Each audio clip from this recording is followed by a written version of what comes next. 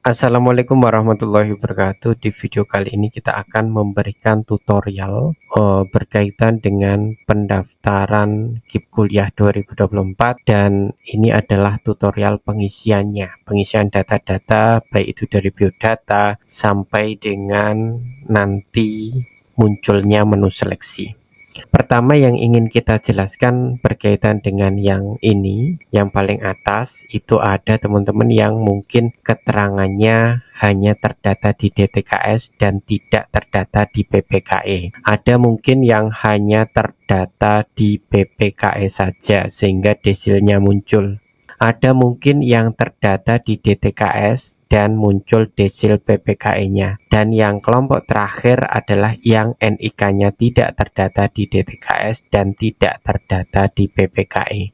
Mungkin ada yang mempermasalahkan terdata di DTKS kok PPKE-nya tinggi, peluang keterimanya seperti apa? Pada prinsipnya abaikan saja keterangan-keterangan berwarna ini, karena ketika kalian mendaftar KIP kuliah berarti kalian sudah tahu ketentuannya bahwa ketika kalian buat akun berarti kalian kategori tidak mampu. Nah, ketika kategori tidak mampu, entah itu terdata di DTKS, entah tidak, entah terdata di PPKN, entah tidak, entah desilnya tinggi atau tidak, kalian pasti sudah punya surat keterangan tidak mampu minimal untuk mendaftar di KIP kuliah ini. Dan kalau sudah punya surat keterangan tidak mampu, maka kalian boleh melanjutkan pendaftaran KIP kuliah di tahun 2024. Lalu di bagian isian menu yang terdata di DTKS dan desil PPKE-nya 1-3 tidak muncul isian menu ekonomi, rumah, dan aset. Isian ekonomi rumah dan aset ini muncul bagi yang tidak terdata di DTKS atau yang terdata di PPKE saja tapi desilnya 4, 5, sampai 10, atau yang tidak terdata di DTKS dan tidak terdata di PPKE, maka isiannya akan lengkap dan tidak masalah. Saya tegaskan sekali lagi, tidak masalah. Dari isian-isian ini, tugas kalian adalah mengisinya dengan benar, lengkap, dan jujur. Kecuali nanti di menu prestasi, bagi yang tidak punya prestasi apa-apa nggak usah dipaksakan diisi. Menu prestasi ini bersifat opsional. Jika tidak punya prestasi, tidak usah diisi menu prestasinya. Saya ulangi, kalian tidak usah mengada-ada dengan menu prestasi ini, bahwa ketentuannya nanti dijelaskan ketika kalian tidak mengisi menu prestasi juga tidak apa-apa, ketika tidak punya prestasi apa-apa. Oke, kita ke bagian pengisian biodata. Dari menu biodata, kita klik perbaharui biodata. Ada data dasar siswa yang tidak bisa dirubah, yakni NISN, nama siswa, NIK, nomor KIP, kemudian nomor KKS, terdata di DTKS, terdata di PPKE, dan asal sekolah. Teman-teman mungkin bisa edit melalui Dapodik dengan klik sinkronisasi ulang, kemudian klik lanjutkan, sedang memproses, data Dapodik telah disinkronkan. Ketika informasi di sini tidak berubah, ya udah tidak perlu ngoyo. Karena untuk isian nomor KIP ini sudah otomatis, KKS sudah otomatis terintegrasi. Kalau KIP di websitenya Si Pintar, kalau KKS milik datanya Kemensos, ketika tidak bisa dimunculkan ya udah. Yang penting kalian punya kartunya, nanti tunjukkan kartunya ketika proses seleksi KIP kuliah, itu sudah cukup ketika keterima nantinya. Dalam data dasar siswa ini yang perlu dicermati adalah NISN, NPSN, NIK. Ini tolong dicermati, harus wajib sama dengan yang kalian miliki di akun SNPMB. Ketika ada perbedaan, otomatis tidak akan sinkron pendaftaran KIP kuliah kalian. Jadi dalam proses pendaftaran KIP kuliah, kalian harus melengkapi isian data di websitenya KIP kuliah.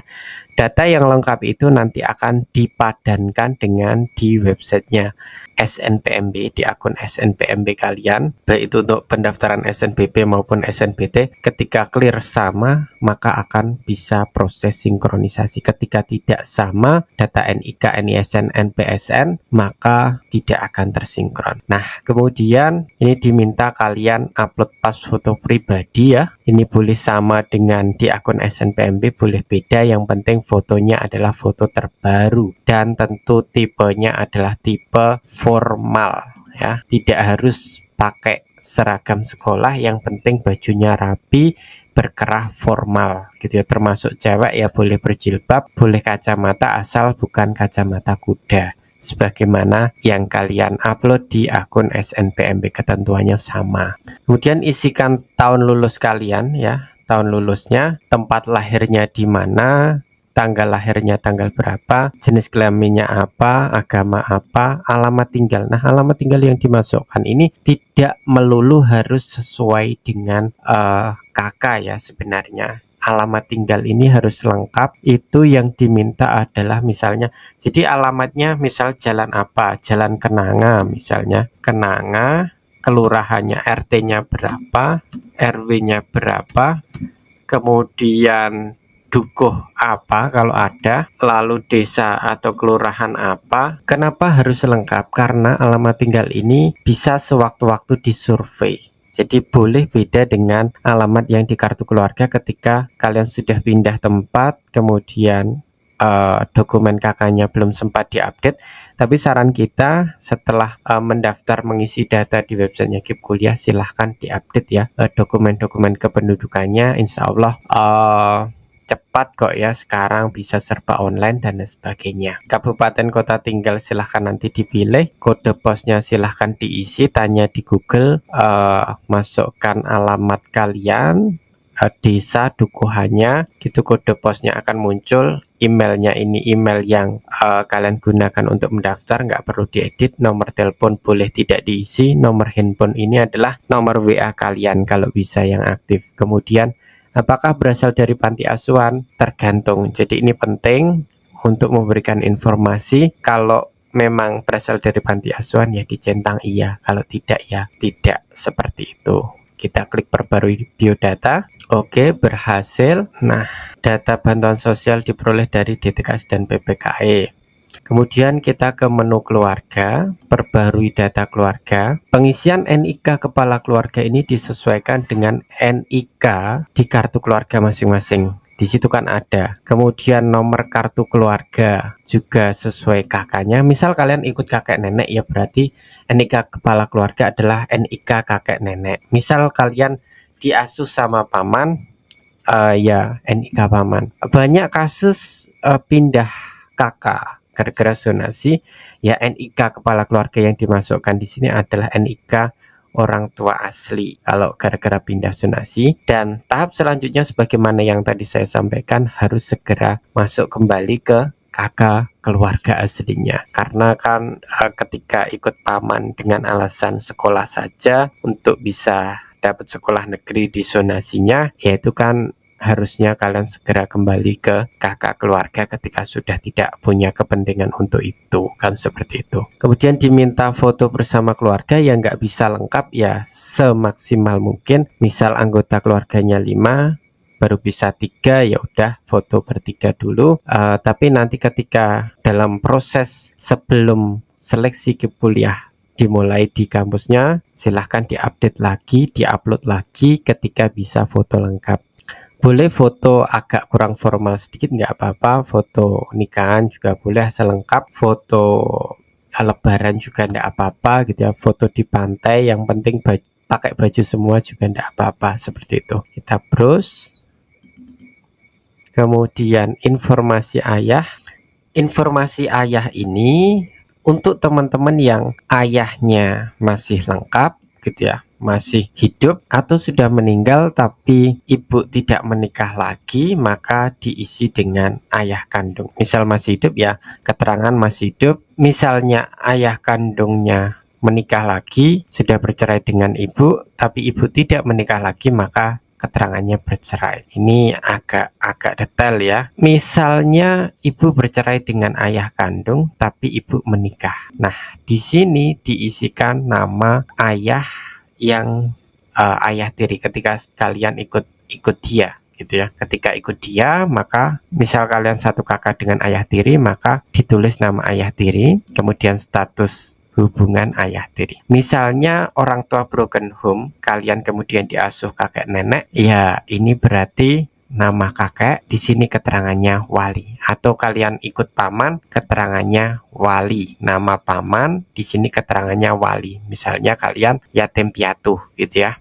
Jadi kalau misalnya wali tadi nama paman di sini, kemudian statusnya masih hidup, hubungannya wali. Hubungan wali apa? Sebagai atau keluarga ayah ibu atau kerabat jauh atau lainnya gitu ya. Jadi ini yang informasi ayah ini adalah maksudnya adalah informasi seorang tulang punggung yang menyangga kehidupan kalian sehari-hari.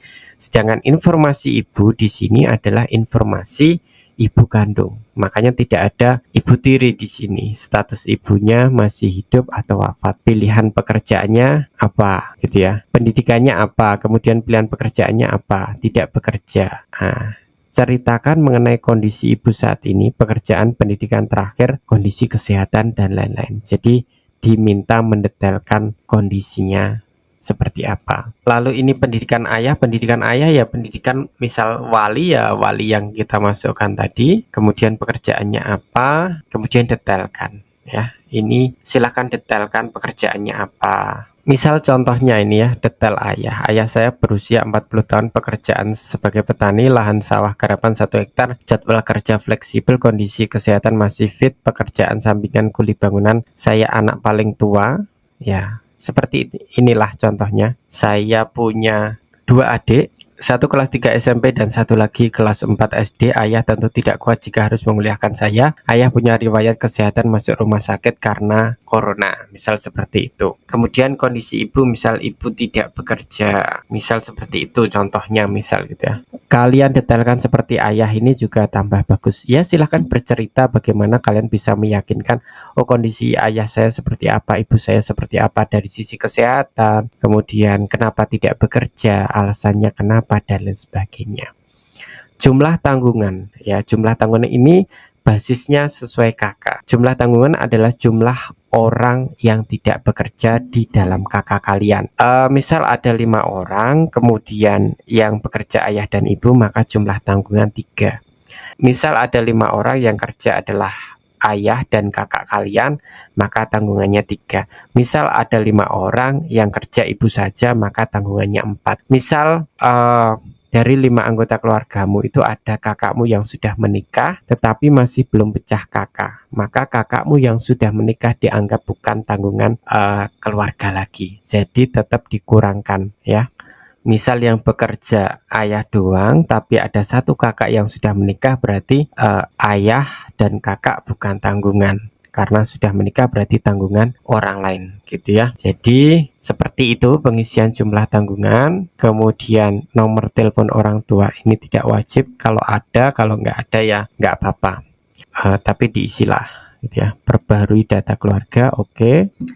Kemudian bagian ekonomi, kita perbarui ekonomi. Di sini ada dokumen pendukung keadaan ekonomi. Apa sih dokumen pendukung keadaan ekonomi? Berdasarkan panduan 2024, dokumen pendukung ekonomi paling minimal adalah surat keterangan tidak mampu dari desa atau kelurahan. Di panduan 2024 itu disebutkan bahwa tidak masuk sebagai dokumen pendukung keadaan ekonomi. Jadi klasifikasi yang boleh jadi dokumen pendukung keadaan ekonomi adalah surat keterangan tidak mampu, kartu KIP yang aktif sampai kelas 3 SMA, kartu PKH yang masih cair, surat keterangan terdata di DTKS yang ditandatangani oleh dinas sosial, itu boleh. Kalau slip gaji, surat keterangan gaji dari orang tua itu tidak menunjukkan sebagai dokumen pendukung keadaan ekonomi, karena ketika penghasilan kedua orang tua kotor itu maksimal 4 juta kemudian dibagi per anggota keluarga maksimal 750.000, di dalam ketentuan terbaru 2024 wajib disertakan surat keterangan tidak mampu yang dikeluarkan minimal oleh desa atau kelurahan. Kalau dikeluarkan RT RW itu masih tidak boleh, tidak kuat gitu ya. Yang punya KIP PKH ya udah nanti difoto jadi satu, digabungkan untuk diupload di sini gitu ya. Kita browse surat keterangan tidak mampu, kemudian deskripsi keadaan ekonomi, ceritakan kondisi ekonomi di keluarga kalian sebagaimana detail ayah tadi ya. silahkan kalian deskripsikan, mengarang lah ya, bagaimana bisa meyakinkan. Contohnya saya Aminah berusia 20 tahun, asal Bogor, 4 bersaudara dan saya anak pertama. Ayah bekerja sebagai penjaga kebun milik orang lain, penghasilan per bulan 2,3 juta, sementara ibu bekerja sebagai tukang urut ya. Ya seperti itulah misalnya contohnya. Detailkan kenapa kalian mendaftar KIP kuliah, keadaan ekonominya kenapa gitu ya. Penghasilan ayah silahkan direntang gitu ya. Misalnya ini, kemudian ibu misalnya tidak berpenghasilan karena tidak bekerja, hutang tidak punya, cicilan kita isi nol, cicilan kita isi nol, piutang tidak ada, cicilan piutang tidak ada, tabungan misalnya tidak ada. Tabungan ya boleh lah diisi 50 juta, misal gitu. Perbarui ekonomi. Jadi isiannya kan singkat aja gitu ya. Oke, kemudian bagian rumah, perbarui data rumah, diminta foto rumah tampak depan, kalau bisa pagarnya kelihatan ya teman-teman. Jadi full kanan kiri itu luasnya itu kelihatan di foto. Kemudian foto ruang keluarga, ini berarti ruang tamu lah gitu ya, jadi kelihatan semua agak full gitu ya. Kepemilikan, milik sendiri kah, milik sewa tahunan, sewa bulanan, menumpang, tidak memiliki. Jadi misalnya status rumahnya itu masih milik keluarga bersama, gara-gara milik kakek nenek ya bisa ditulis menumpang. Kalau menumpang tahun perolehannya tahun kapan gitu ya, ya sejak tinggal di situ tahun berapa misalnya. Ya dikira-kira aja, nggak tepat-tepat amat, nggak apa-apa kan seperti itu. Sumber listriknya PLN, daya listriknya itu kalau KIP kuliah biasanya 400 sampai 900 saja ya. Kalau 1300 itu sudah agak kaya. Luas tanah ini adalah luas area rumah kalian, biasanya lebih luas, ada yang lebih luas, agak lebih luas, misalnya areanya bisa 500 meter, cuman luas rumahnya 120 meter. Kemudian NJOP, misal rumah kalian itu lahannya masih milik bersama, sertifikatnya masih milik bersama, kemudian NJOP-nya pajaknya masih satu areal itu NJOP-nya sama, yang satu PBB gitu ya. Atau kalau nggak tahu ya pinjam PBB-nya tetangga, itu yang berdekatan NJOP-nya sama. NJOP-nya di sini bangunan apa tanah Kak? Kita memakainya tanah. Terserah yang memakai bangunan gitu ya. Kita lebih pakai yang NJOP tanah, karena habis luas tanah ditanya NJOP, berarti yang ditanyakan adalah nilai jual tanahnya berapa gitu loh. NJOP kan nilai jual objek pajak per meternya berapa. Nah NJOP ini simultan ditanyakan setelah luas tanah, maka kita ngisinya NJOP tanah gitu. Kalau NJOP diletakkan setelah luas bangunan, maka kita menafsirkan NJOP-nya NJOP bangunan. Ini NJOP-nya setelah luas tanah, berarti maksudnya NJOP tanah gitu. Kemudian luas bangunannya berapa, bahan atapnya genteng, bahan lantainya tanah, misalnya bahan temboknya kayu, MCK milik sendiri, air minum sumur gitu ya. Kemudian jarak dari pusat kota, tanya Google Map. Jumlah orang tinggal di rumah itu bisa lebih banyak daripada jumlah orang di kakak kalian, karena kadang satu rumah bisa ditempati 3 keluarga. Nah itu dihitung, satu rumah itu ditempati berapa banyak orang. Kadang kakek nenek kalian kakaknya beda, satu rumah, yaitu dihitung berapa jumlahnya. Kakek nenek misal 2, keluarga kalian misal 5 orang, ya berarti 7 gitu ya. Jadi rujukannya jumlah orang yang tinggal ini, rujukannya tidak hanya kakak, tetapi seluruh real orang yang tinggal di dalam rumah itu berapa orang. Tuh, kita perbarui data rumah. Kemudian aset itu bisa berupa barang elektronik ya, misalnya sepeda motor mereknya Ninja, jenis barang. Nah ini kan bisa alat komunikasi, berarti HP, alat produksi misalnya, atau investasi misalnya. Alat produksi itu misalnya contohnya mesin slab, mesin gilingan padi, atau mesin pembuat kue kan gitu. Kemudian alat rumah tangga misal magicom, pasangin gitu ya. Hiburan ini apa, barang hiburan ini apa. Kemudian kesehatan, misal punya rumah sakit, pendidikan, punya sekolah, transportasi, misal motor tadi gitu ya. Tahun perolehan kalian, tahun belinya tahun berapa, kemudian belinya itu dari mana, kondisinya sekarang berfungsi, misalnya gitu, harga beli misalnya 6 juta, 60 juta, harga jual saat ini kira-kira berapa, 25 juta misal. Tambahkan aset. Aset ini bisa ditambah berkali-kali. Nanti HP kalian masukkan, laptop kalian masukkan, dan seterusnya. Ini kita contohkan satu aja. Prestasi ini hanya 3 prestasi saja. Levelnya minimal kabupaten. Nama lombanya sesuai di sertifikat. Kegiatannya bisa individu atau kelompok, tingkatnya bisa kabupaten, provinsi, nasional, internasional, tahun perolehannya sesuai sertifikat, pencapaiannya apa, juara 1, 2, 3, finalis, honorable mention lainnya. Kalau finalis dan honorable ini minimal ya levelnya provinsi atau nasional yang sudah menang di jenjang sebelumnya gitu ya. Kalau finalis level kabupaten ya sama aja, semua orang bisa bikin kan gitu ya. Jadi kalau diisi finalis, pencapaian finalis ini harusnya di level sebelumnya sudah menang, kemudian masuk ke level lanjutnya. Misalnya finalis level nasional itu kan misalnya provinsi menang, kabupaten menang, itu boleh gitu. Oke, kita lewati aja, nggak usah kita isi menu prestasi. Kita ke menu rencana tinggal, misalnya kos atau sewa atau mondok, bisa kan didukung keluarga atau enggak. Pas kuliah ini kalian bilang, oh saya enggak urusan sama kuliah, nanti kamu cari kerja sampingan sendiri misalnya, diisi tidak. Kalau iya ya iya gitu ya. Kalau didukung keluarga ya diisi ya. Transportasi asal, misal kalian kuliah di UGM, asalnya Blora, berarti transportasi dari rumah ke UGM apa? Oh jalur darat. Bisa lebih dari satu, misal dari Sumatera pesawat terbang sampai dengan bandara Kulon Progo, kemudian naik jalur darat kan bisa. Transportasi harian kira-kira dari kos ke tempat kuliah apa? Sepeda motor kah, sepedaan kah, kendaraan umum kah, atau lain-lain ya. Kalau Gojek, Grab itu kendaraan umum. Nah, lain-lain ini berarti apa? Jalan kaki.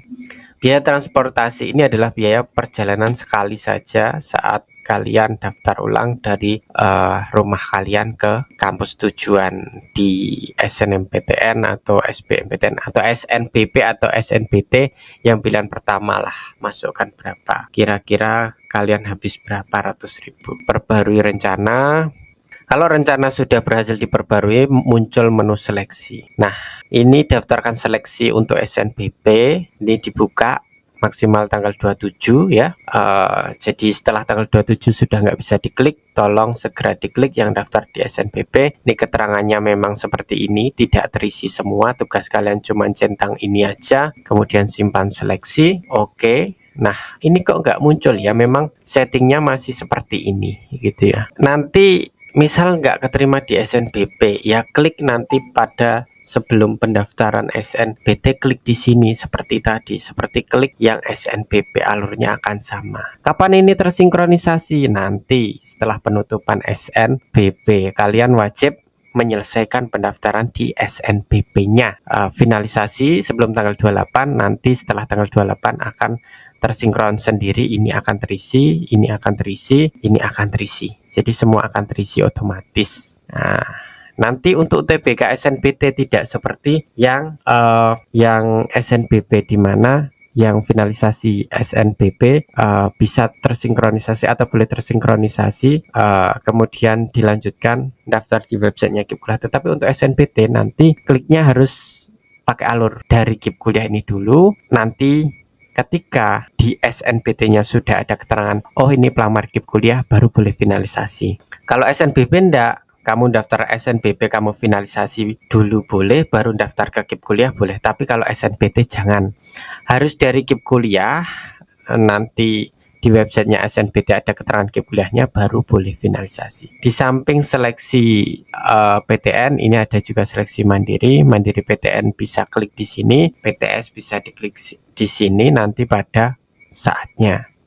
Kemudian ini ada cetak kartu peserta, silahkan disimpan kartu pesertanya. Kemudian ada formulir ya. Di formulirnya kok untuk bagian seleksi SNBP-nya masih kosong semua ya, nanti terisinya saat sudah sinkronisasi kalian boleh cetak formulir lagi, nanti akan muncul prodi pilihannya. Itu kurang lebih tutorial yang kita bisa sajikan di video kali ini berkaitan dengan pengisian data di websitenya KIP Kuliah 2024.